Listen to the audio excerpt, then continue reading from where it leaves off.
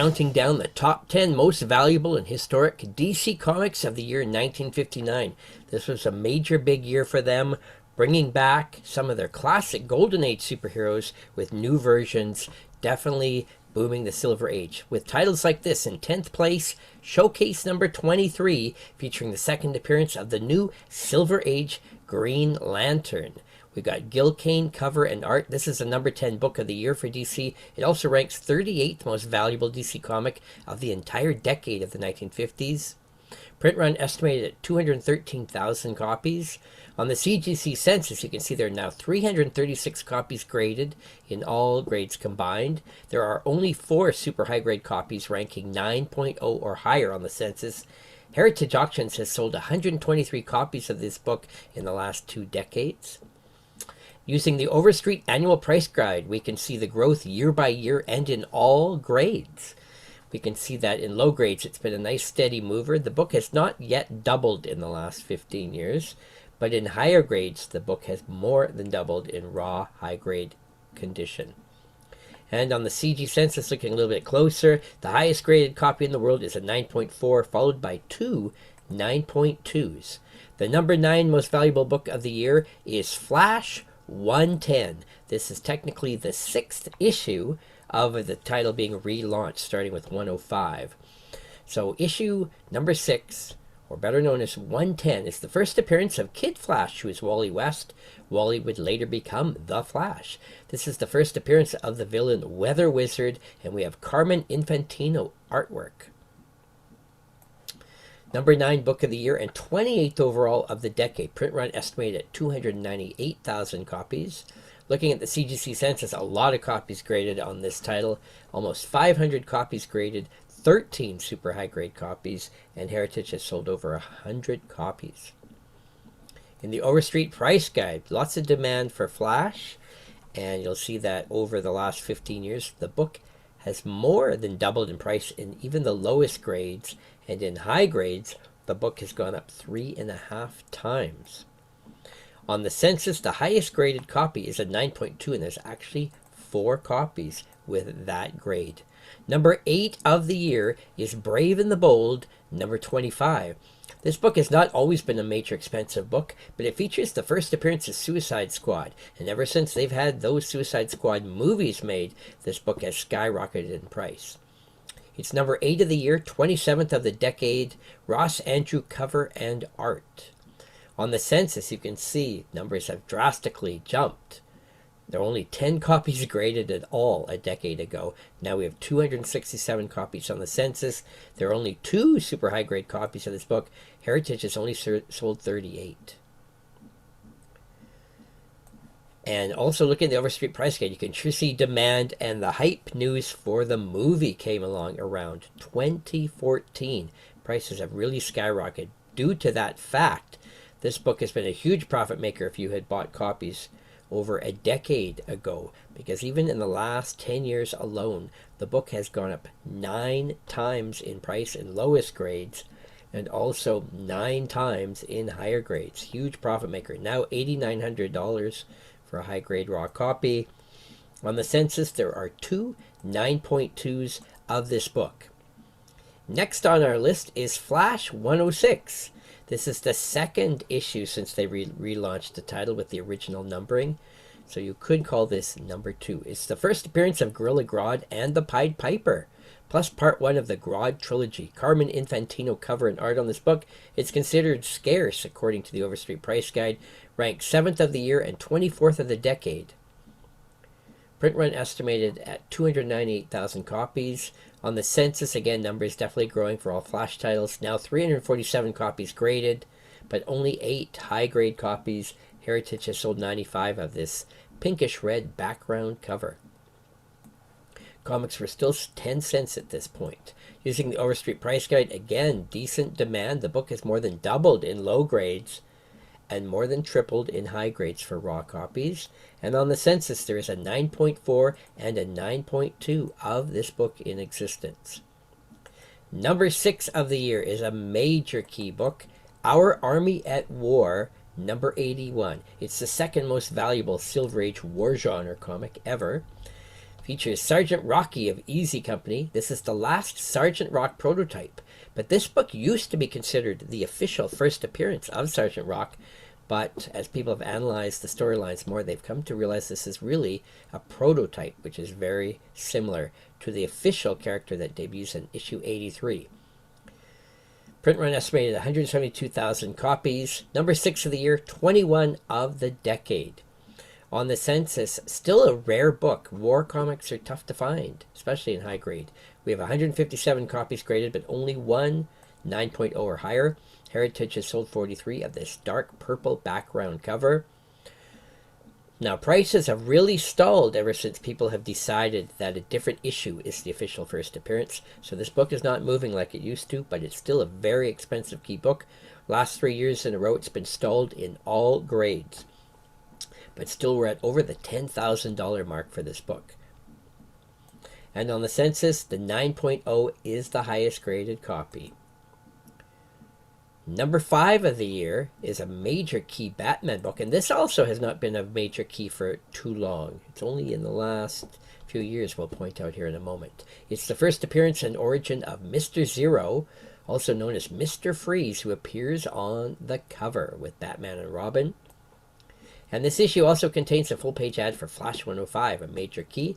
We have a Kurt Swan cover and Sheldon Moldoff interior art on this book. Number 5 of the year, 16 of the decade. Print run estimated at 500,000 copies. This was one of the best-selling DC titles at the time. 708 copies graded now. Lots of Batman collectors. 8 high-grade copies. Heritage has sold 63. Now, when did this book originally heat up? Well, you can see that demand has really been steady for a number of years, but especially looking at 2018 to 2019, the book skyrocketed. But otherwise, that you can see it's really been a steady book for the last decade, moving higher and higher. And again, so in the last decade, you can see the book has gone up about 5 times in price, and in high grades, it's gone up about 6 times. So this has been a huge profit maker in the last decade. It used to be a fairly cheap book before that. On the census, we have a 9.4 and 2 9.2s. Number 4 of the year is Our Army at War 83, now considered the official first appearance of the Sgt. Rock that we all know and love. And it's by Joe Kubert. Scarce and high grade, no copies graded above 9. This is the most valuable Silver Age war comic. It's the number 1 most valuable DC war comic ever. It's number 4 of the year and number 9 of the decade for DC. It's the 5th most valuable DC 1950s first appearance. Print run estimated 172,000 copies. Even though this is such a key book, still not a lot of copies on the census. This is truly a rare book. 178 copies graded with only 1 high-grade copy. And look, it's been on the census for over 11 years. No high-grade copies have surfaced at all. Heritage has sold 32 copies of this black background cover. Overstreet price guide has been pretty steady over the years. You can see in the last 15 years, it's really been a profit maker. It's gone up about 6 times in low grade, and look at high grade. It has gone up 9 times in price. A major book. And on the census, there is a 9.0 and then 3 8.0s. Really a tough one in high grade for sure. Number 3 book of the year is Action Comics 252, featuring the first official appearance and origin of Supergirl and Metallo. We have a Kurt Swan cover with Al Plastino interior art. Number 3 of the year and number 8 of the decade. It's the 6th most valuable first appearance DC comic book of the decade. Print run estimated at 458,000 copies. On the census, lots of people want this book due to the high print run. Lots of copies have survived. 957 copies graded. 13 high-grade copies, and Heritage has sold 191 of this classic cover of Superman and Supergirl meeting.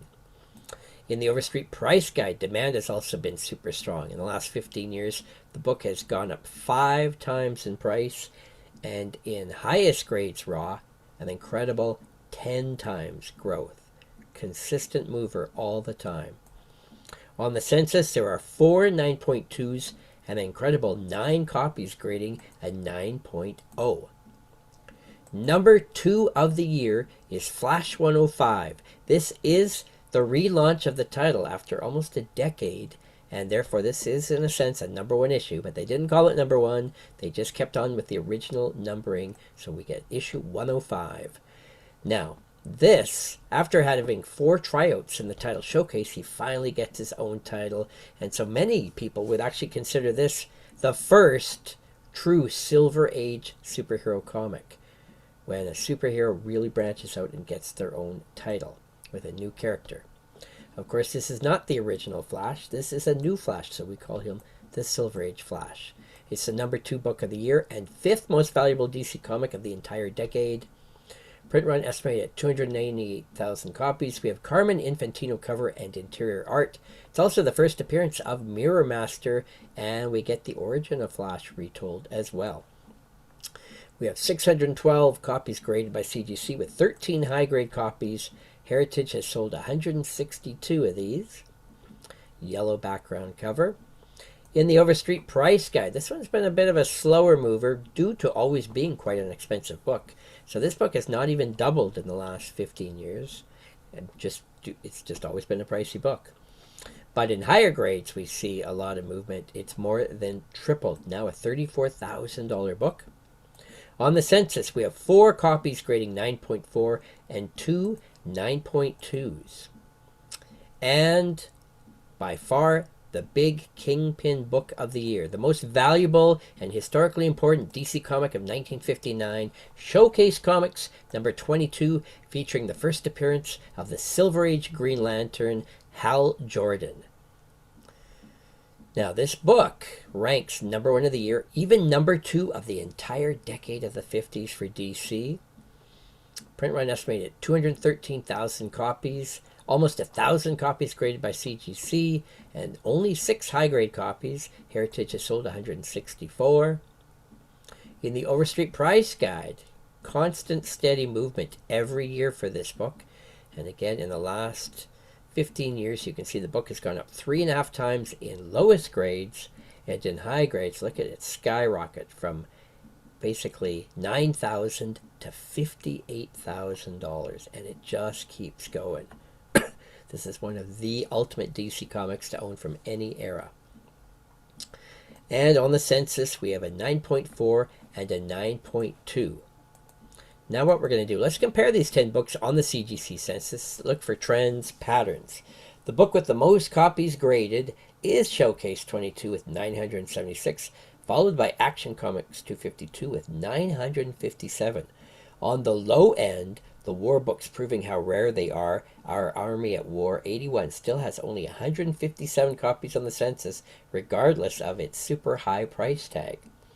And looking at the highest graded copies, you can see there is no book in our top 10 that has a copy grading higher than 9.4. And the book with the most copies is the Flash 105 with 4 copies. After that, it really appears that Our Army at War 83 is the rarest book, with barely any copies at all, even grading above 8.0. The top 10 DC Comics of 1959. We do this series every week. Please subscribe to this channel, and thanks for watching.